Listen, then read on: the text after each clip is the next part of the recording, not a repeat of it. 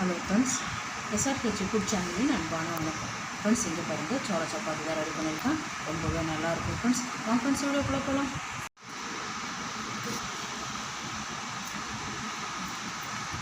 Friends, ரொம்பவே நல்லாயிருக்கும் friends சாப்பிட்றதுக்கு.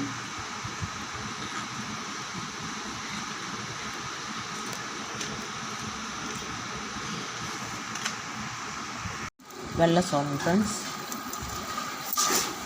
இதை நல்லா வாஷ் பண்ணிவிட்டு காய வச்சு ரைஸ் மில்லில் கொடுத்து அரைச்சிட்டா சப்பாத்தி எல்லாம் சூப்பராக இருக்கும். நல்லா சாப்பிட்றதுக்கு சப்பாத்தி. இங்கே பாருங்கள், வெள்ளை சோள மாவு ரைஸ் மில்லில் கொடுத்து அரைச்சிட்டு வந்துட்டேன் பாருங்கள். இப்போ நம்ம சப்பாத்தி ரெடி பண்ணிடலாம் ஃப்ரெண்ட்ஸ். வெள்ளை சோள மாவு ஒரு கப்புக்கு ஒரு கப்பு தண்ணி விட்டுடலாம். அதனால் அளவு முக்கியம்.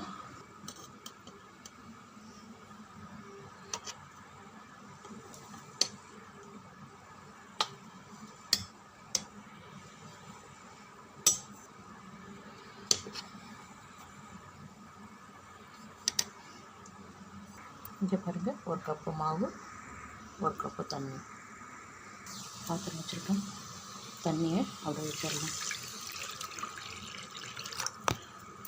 தண்ணி நல்லா கொதிக்கட்டும். தண்ணி நல்லா கொதிக்க ஆரம்பிச்சிடுது. இந்த மாவுக்கு தகுந்த தூள் உப்பு, ஒரு டீஸ்பூன் எண்ணெய் விட்டுடலாம்.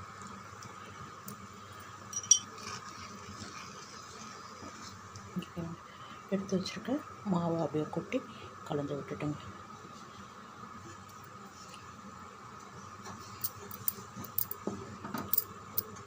நல்லா கலந்து விட்டுங்க. பாருங்க, நல்லா கலந்து வச்சு பாருங்கள், ஸ்டவ் ஆஃப் பண்ணிவிடுங்க. அப்படியே மூடி வைங்க ஒரு 5 நிமிஷம். ஃப்ரெண்ட்ஸ், இங்கே பாருங்கள், நல்லா சூடு ஆறிடுது. கை சூடு பொறுக்கிற அளவுக்கு இருக்குது.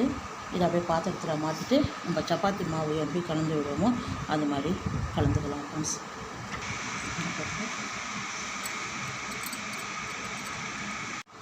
தண்ணி கரெக்டாக இருக்குது பாருங்கள். நல்லா கலந்து விடுங்க, நல்லா கலந்து விடுங்க ஃப்ரெண்ட்ஸ். இங்கே பாருங்கள், நல்லா கலந்து வச்சுருக்கேன் பாருங்கள். நைஸாக இருக்குது பாருங்கள். நமக்கு சப்பாத்தி எந்த அளவுக்கு வேணுமோ அந்த அளவுக்கு உருண்டை எடுத்துக்கலாம். சப்பாத்தி கல்லில் வச்சு தட்டிடலாம்.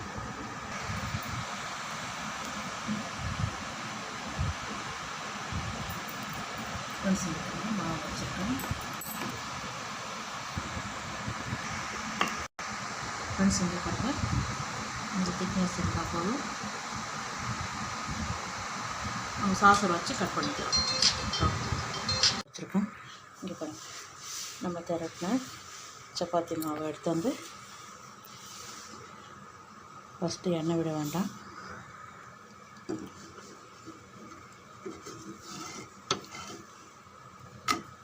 எண்ணெய் இல்லாமலேயும் ரெடி பண்ணலாம். இங்கே பாருங்கள்,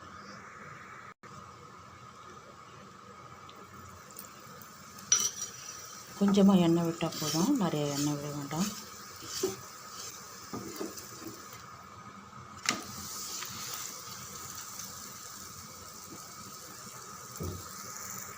பாருங்கள், நல்லா புஷ்ஷுன்னு வருது பாருங்கள்.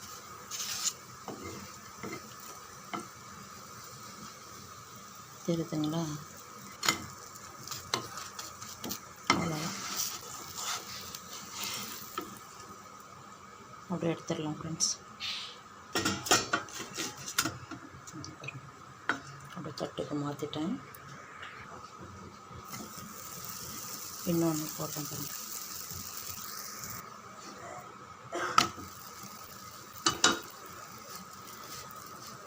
எண்ணெய் இல்லாமலேயும் ரெடி பண்ணலாம். இங்கே பாருங்கள், எண்ணெயை விடலை இதில்.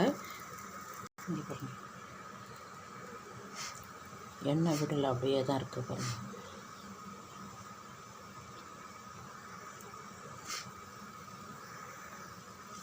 அவ்வளோதான், எனக்கு வெந்த மாவு தான்.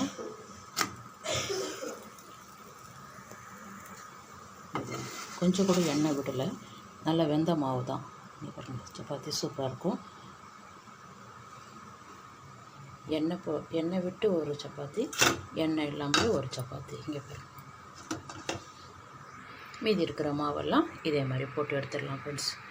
இங்கே பாருங்கள், சோள சப்பாத்தி தான் ரெடி பண்ணியிருக்கேன். ரொம்பவே நல்லாயிருக்கும் ஃப்ரெண்ட்ஸ். ஃப்ரெண்ட்ஸ் சாப்பிட போகலாம். சப்பாத்தி தான் ரெடி பண்ணியிருக்கேன்.